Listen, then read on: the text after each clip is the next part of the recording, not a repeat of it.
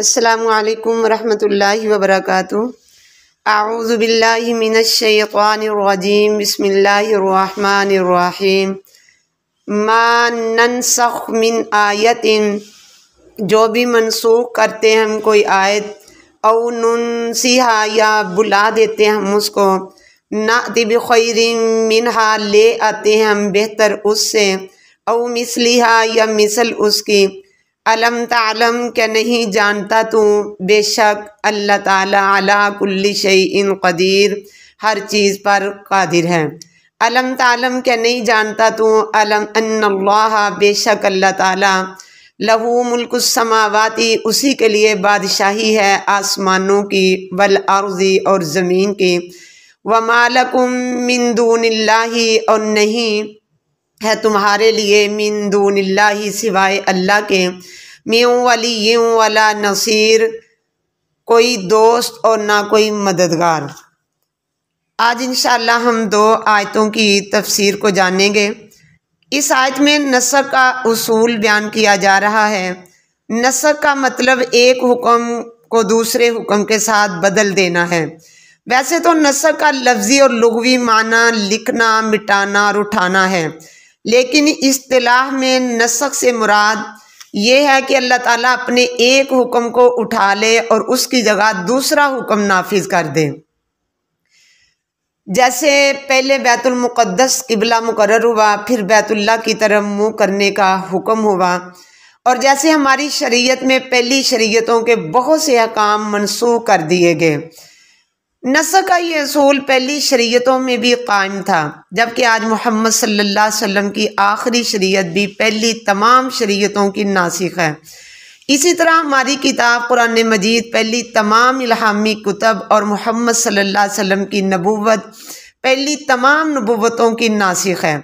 जिस तरह ये शरीयत पहली शरीयतों की नासिख है, इसी तरह इस वक्त हमारे पास जो शरीयत कुरान मजीद और हदीस रसूल की शक्ल में मौजूद है, इसमें भी अल्लाह रब्बुल इज़्ज़त ने नसख का असूल रखा है कि एक हुक्म पहले नाजिल हुआ तो बाद में अल्लाह ताला उसकी जगह दूसरा हुक्म नाजिल कर दिया। इसी तरह एक आयत नाजिल हुई तो उसकी जगह दूसरी आयत नाजिल कर दी गई। ये कुरान मजीद में नसख का उसूल है। इसी तरह नबी सल्लल्लाहु अलैहि वसल्लम की सुन्नत में भी नसख का सिलसिला मौजूद है। अल्लाह के रसूल सल्लल्लाहु अलैहि वसल्लम पहले एक बात कहते हैं, लेकिन फिर अल्लाह के हुक्म से उसे मनसूख करके दूसरी बात कह देते हैं। तो ये दोनों नबी सल्लल्लाहु अलैहि वसल्लम की सुन्नतें हैं।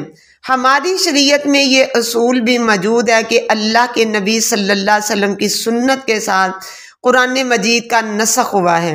यहाँ ये बात समझने की है कि यहूदी नसख को नहीं मानते थे। ईसा अलैहिस्सलाम का इनकार उन्होंने इस बुनियाद पर किया था कि उन्होंने हमारी शरीयत के बहुत से ज़ाब्ते मनसूख कर दिए हैं। उन्होंने मोहम्मद सल्लल्लाहु अलैहि वसल्लम का इनकार भी इसी वजह से किया कि उनकी शरीयत में जो चीज़ें थी नबी सल्लल्लाहु अलैहि वसल्लम और कुरान मजीद ने उन्हें मनसूख कर दिया था। लिहाजा वो कहते थे कि नसख नहीं हो सकता।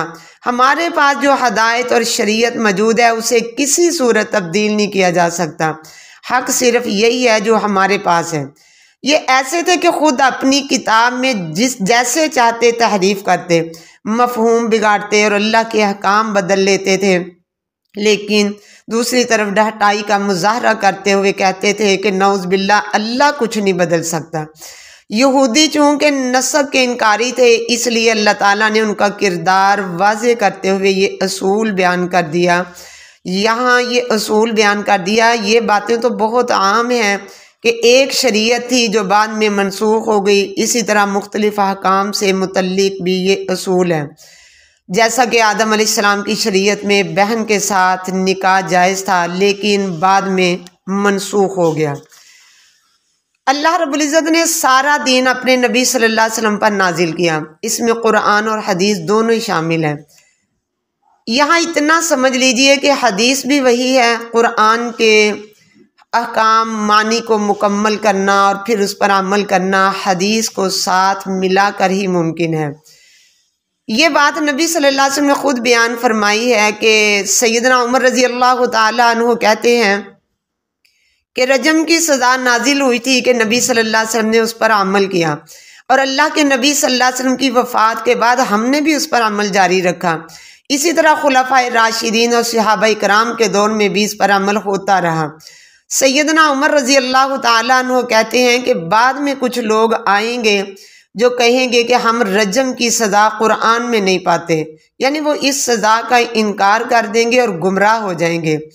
तो कुछ मिसालें आपके सामने रखते हैं नस्ख के हवाला से कि कुरान से कुरान के नस्ख की मिसाल सूरह निसा में अल्लाह ताला ने ज़ना करने वाली औरतों को सज़ा मुकर्रर फरमाई कि उन्हें घरों में बंद रखो यहाँ तक कि उन्हें मौत उठा ले, या अल्लाह ताला उनके लिए कोई रास्ता बना दे।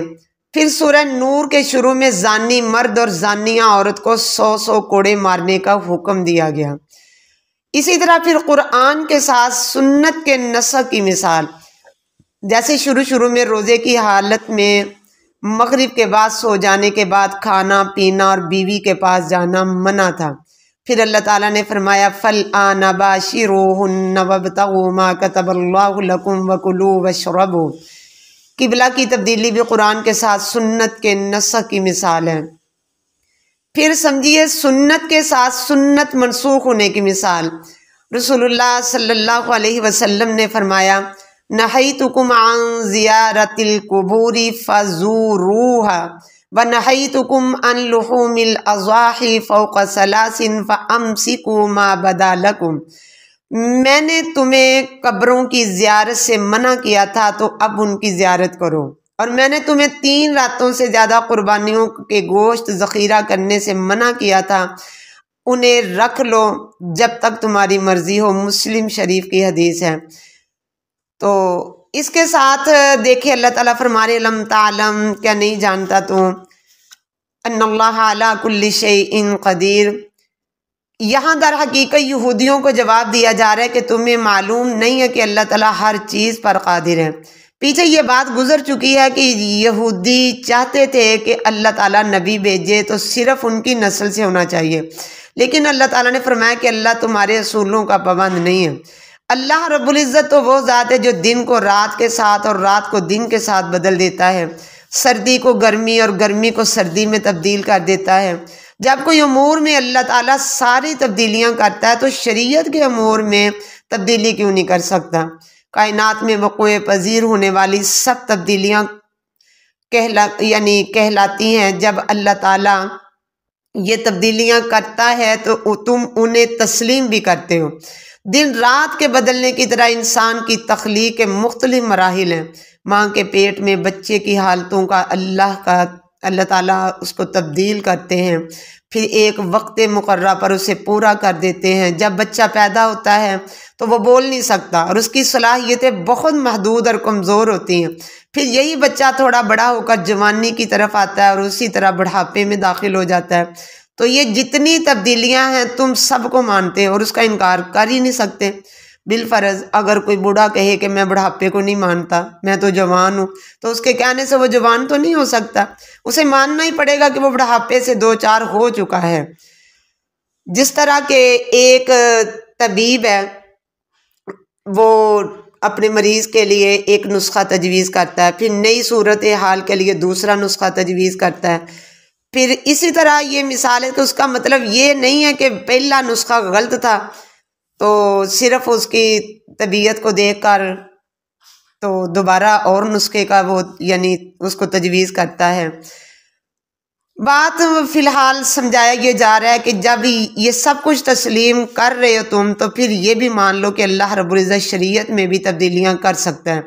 अल्लाह ताला ने पहली शरीयतें मनसूख करके मुहम्मदी शरीयत को नासिख करार दिया है। इसी तरह मुहम्मदी शरीयत के अहकाम भी नसख हैं। अलम तालम अन्नल्लाह लहू मुल्कुस समावाति वल अर्द। अल्लाह ताला सारी कायनात का मालिक है, उसके लिए ज़मीन और आसमान की इतनी बड़ी बादशाही है, तो क्या वो एक आयत को दूसरी आयत के साथ या एक हुक्म को दूसरे हुक्म के साथ तब्दील नहीं कर सकता। जब तुम अल्लाह के अहकामात और नस्ख के सारे असूलों का इनकार कर रहे तो उसका मतलब है कि गोया तुम अल्लाह की रबूबियत, उसकी ताकत, कुव्वत और बादशाही का इनकार कर रहे हो।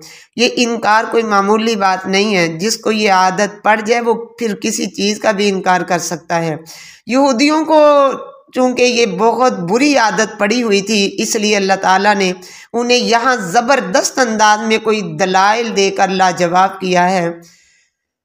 अल्लाह ताला हम सबको तौहीद की समझ अता फरमाए। अल्लाह ताला हम सब का ख़ात्मा ईमान पे फरमाए। अस्सलामु अलैकुम व रहमतुल्लाहि व बरकातुहू।